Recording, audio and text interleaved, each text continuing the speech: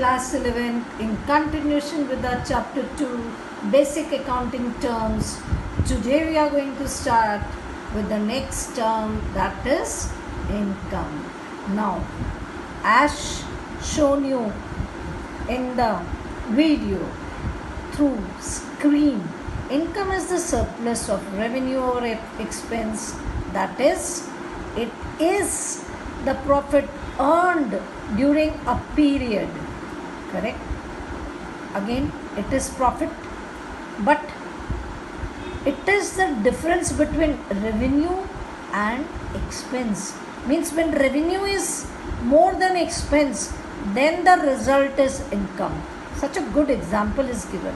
Suppose goods costing rupees 50,000 are sold for rupees 70,000. Now, what is the cost price of good? 50,000. So this is your cost means expense. Now what is the sale price of the good? That is 70,000. So this is your revenue. How it is nicely this has been explained. The amount received from sale of good is 70,000. This is revenue, and cost amounts to rupees 50,000. This is an expense. So the difference between the two is 20,000, which is the income. So what is the formula? Income is equal to revenue minus cost. Income is also known as gross profit. So good. Gross profit is your income. Okay. Next, profit. Now there is difference in income also. See, in previous slide we understood that income is also profit. But what? It is gross profit. Revenue over expense, the difference of surplus revenue, the difference of the surplus revenue and expense. Okay, if revenue is greater than expense, then you are going to earn income. Now profit. Profit is the excess of total revenue. That is what? Revenue from operation, other revenue over total expense. Cost plus indirect cost, non-cash indirect cash on cost, then non-cash operating and non-cash operating and non-operating expense of a business enterprise for an accounting period.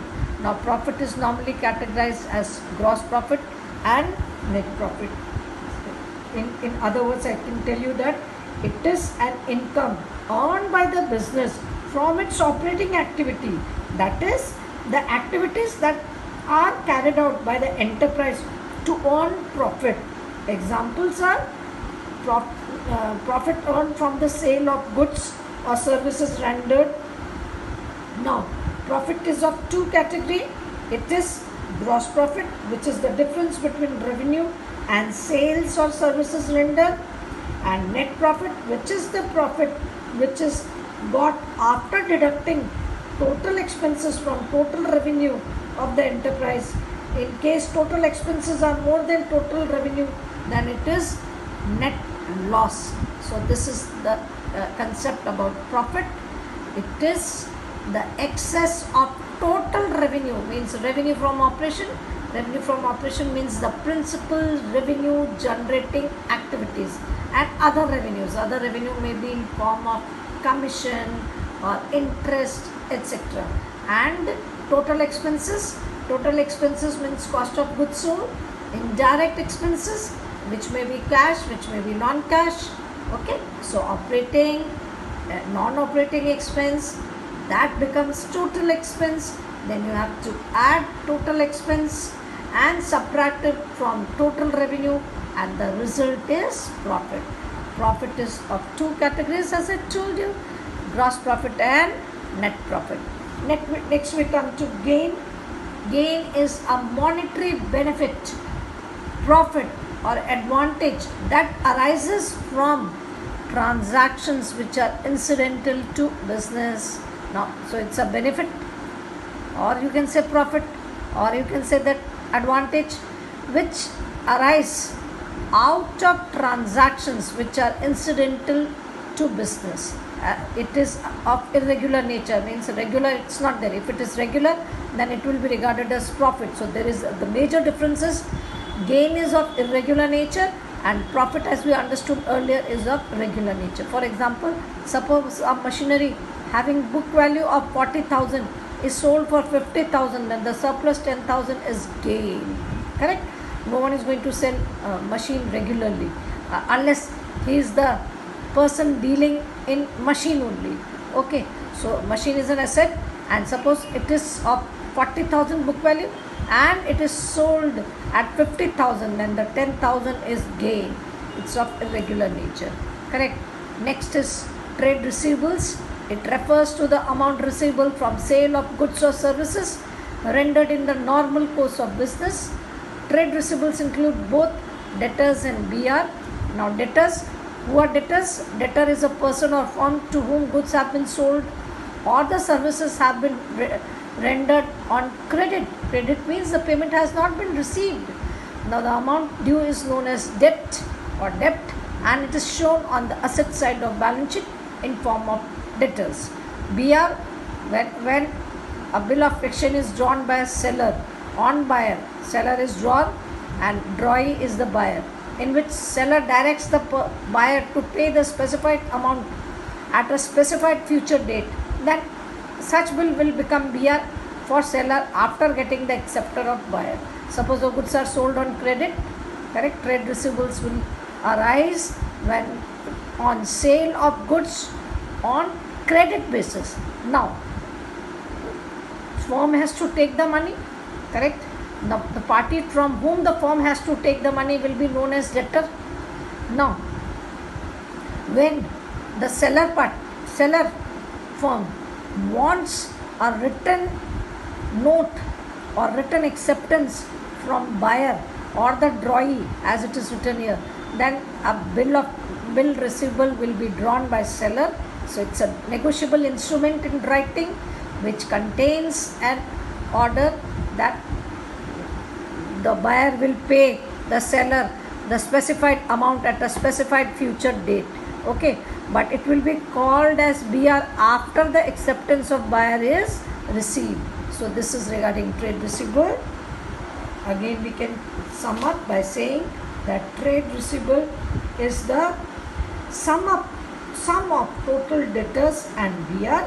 Debtor is a person from whom the enterprise has to take money when the goods have been sold by the enterprise on credit, and BR means a bill of exchange which is accepted by the buyer or the debtor, and the amount will be received at a specified date.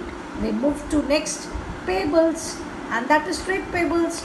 It refers to the amount for purchase of goods and services taken in normal course of business. It includes both creditor and bills payable. It's the reverse. For the seller it is receivable. For the purchase business firm it is payable. It will include creditor and it will include bills payable. What is creditor? A creditor is a firm or a person from whom goods have been purchased on credit and the payment has not been made.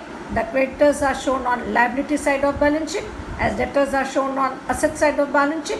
Creditors and bills payable are shown on liability side of balance sheet. Correct? Debtors and bills receivable on asset side, creditors and bills payable on liability side. Now, bill payables refers to a bill of exchange accepted by the person who has purchased goods on credit, as explained to you in the previous term, trade receivable. Trade payables or bills payable will be for buyer because he is giving the acceptance. He is the buyer and he is giving the acceptance, so he will be regarded as acceptor. Okay, and we move to the next, operating cycle, a very interesting topic. See how, suppose goods have been purchased to produce, or goods have been purchased, or raw material has been purchased to produce goods or to provide services, then they have been sold. Okay, then the collection period, suppose they have been sold on credit, then the collection period, collect cash from customers, and then when the credit transaction has been converted into cash, then it will be regarded as cash transaction. Again, that amount will be used for the next business transaction, means again to purchase. So this is a vicious cycle which is continuously moving for any business firm. It's very nicely explained. Time period between the acquisition of asset was this current asset, goods or raw material, and their realization into cash and cash equivalent. Various organizations have their operating cycle based on nature of production. Okay, the operating cycle is different for different types of firm. If they are unable to access the time period, it is taken as 12 months. Suppose if it's difficult for them to analyze their operating cycle, then what the usual practice is to take a balance sheet or the financial period, that is 12 months. Okay, so today we understood majority of terms which were based on income, profit, gain, trade receivables, trade payables, operating cycle, and so on. Meet you in the next class. Goodbye.